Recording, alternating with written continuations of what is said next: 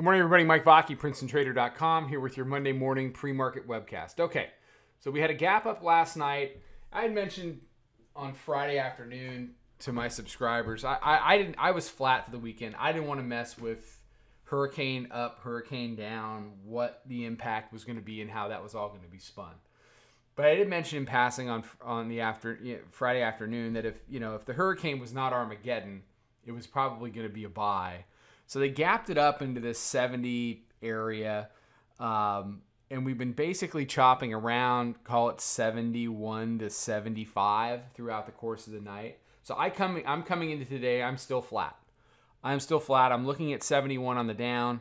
I'm looking at 75, 76 on the upside. You can see how support's been built. And you can see there's really nothing else left for the bulls to do except make an all-time high. They have to keep up the pressure, make an all-time high. As we go to the hourly, we got our new weekly pivot, 2458.06. We are, call it 15 handles from there right now. We've traded, as much as 17 handles above it. To come down and fill that gap, to come down and engage the weekly pivot would be a nice little short if the bears can execute. Ultimately, though, I think that entire process is a buy. It becomes another buyable event somewhere between daily pivot and weekly pivot, gap fill, whatever you want to call it. The chances of the bear, first of all, the chances of the bears pulling it all the way back, I mean, that's not a high probability outcome, but it's a probability, but it's an outcome that I will try to short if I get the right look up above. But chances are that what's really going to happen is that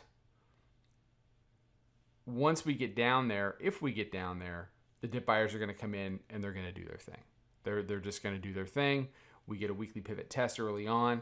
Then the real moment for the bears is if they pop it back up and we bump into a lower high, probably somewhere in the 67 to 70 area, can they turn that back down? Okay. The bulls would prefer not to mess with any of that. They'd like to stay right above R2 as they have been all night long and continue to progress higher.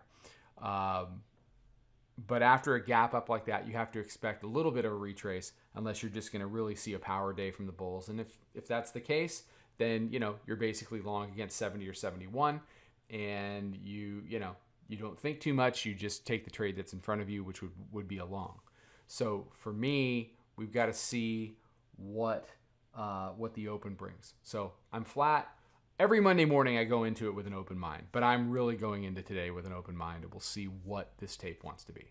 All right, everybody have a good one. Trade them well. I will see you Instagram, Twitter, Facebook for a midday update.